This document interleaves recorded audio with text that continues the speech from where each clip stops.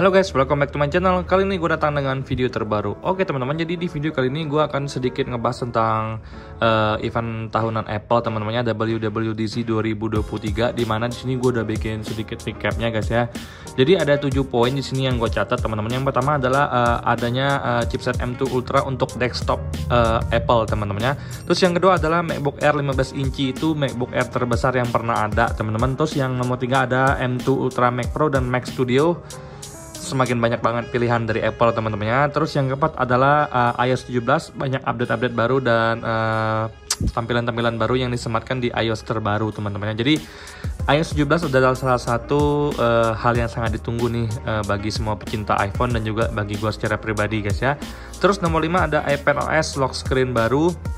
Terus ada watchOS 10 untuk smartwatch, kemudian ada Vision Pro, di mana ini adalah AR headset perdana Apple teman-temannya, yang harganya kalau nggak salah 50-an juta guys, kalau nggak salah teman-temannya. Jadi WWDC ini bagi sebagian orang itu bikin excited teman-temannya, excited karena banyak banget nih hal-hal baru yang ditawarkan oleh Apple teman-temannya.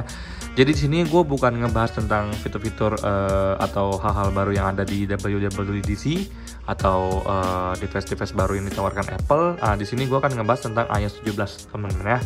Jadi dengan rilisnya WWDC ini, iOS 17 tuh resmi dirilis dan banyak banget hal-hal baru yang nggak sabar teman-teman ya untuk gue coba kalau nanti iOS 17 rilis. Jadi kita langsung masuk ke pembahasan utama kita, let's go.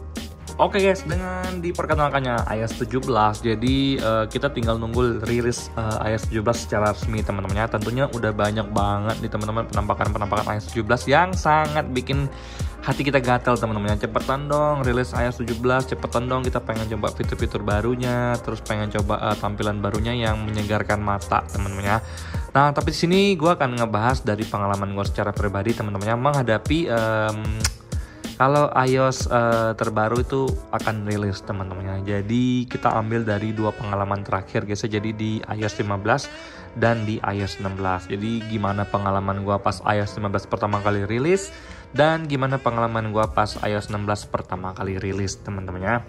Jadi pertanyaannya adalah, Bang, iOS 17 nanti rilis, apakah kita harus langsung update, Bang? Nah, jadi hal inilah yang ingin gue bahas, teman-teman. Jadi gue bukan pengen ngebahas tentang fitur-fitur barunya, gue bukan pengen ngebahas tentang WWDC yang semalam, tapi sini gue pengen ngebahas apakah iOS 17 itu pas rilis nanti harus langsung diupdate. Nah, itu jadi pembahasannya. Jadi ini berdasarkan pengalaman gue secara pribadi, teman-teman ya, di dua iOS terakhir, yaitu iOS 15 dan iOS 16. Nah, menurut gue secara pribadi teman-teman ya, untuk iOS 15 itu ya, yang paling enaknya bagi gue itu adalah iOS 15.7 ya. Jadi iOS 15.7 itu bagi gue itu enak teman-teman ya. Nah, kalau untuk iOS 16 tersendiri, untuk gue secara pribadi sendiri itu iOS yang paling nyaman adalah iOS 16.4 dan 16.4.1. Ini nggak ada A-nya teman-teman ya. Jadi untuk iOS 15 itu bagi gue iOS 15.7. Kalau untuk iOS 16 sendiri 16.4.1 dan 16.4 teman-teman ya. Jadi indikator kenapa gue paling suka dengan dua iOS tersebut adalah itu pertama baterainya hemat banget teman-teman ya. Terus bugs yang ditimbulkan tuh juga nggak terlalu banyak teman-teman. Jadi kinerjanya tuh enak banget untuk di smartphone gue teman-teman ya. Mau di iPhone 11, mau di iPhone 11 Pro yang lagi ngerekam ini semuanya fine-fine aja. Panas yang ditimbulkan juga nggak ada terlalu menyengat teman-teman ya, nggak mengganggu sama sekali, performanya oke.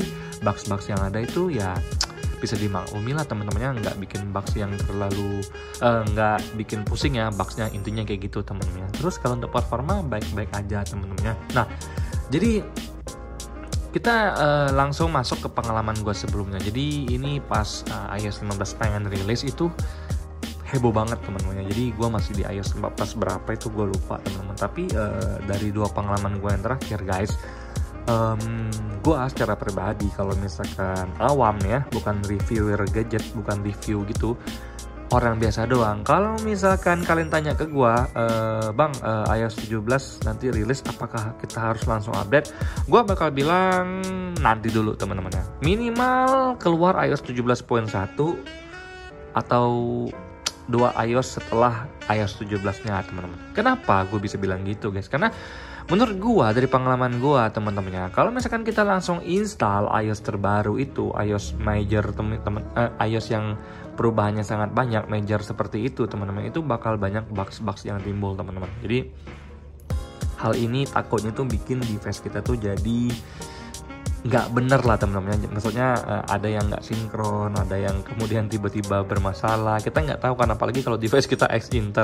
Itu pikirannya teman-teman. Tapi dari pengalaman gue, memang gue bisa bilang gue kalau misalkan orang awam, gue nggak bakal langsung install iOS baru, karena gue ngerasa iOS yang sekarang itu masih oke-oke aja teman-teman.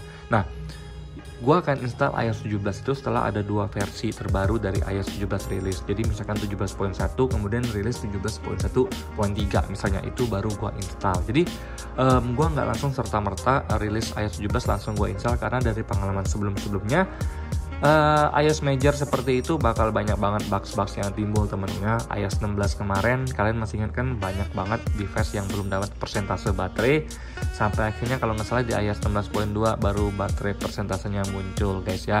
Jadi saran dari gue secara pribadi teman-teman, kalau iOS 17 rilis kalian jangan langsung update, slow aja teman-teman, biarkan aja mereka dulu yang memang suka update dengan cepat itu update aja dulu, kita ngambil amannya aja teman-teman. Jadi ini jawaban gue sebagai awam, tapi karena gue tukang review, gue harus update secara rutin teman-temannya, biar bisa memberikan kalian sedikit gambaran. Nah, jadi sekian video gue kali ini teman-temannya. Mungkin topiknya agak beda nih teman-teman, tapi semoga video ini memberikan kalian manfaat teman-temannya.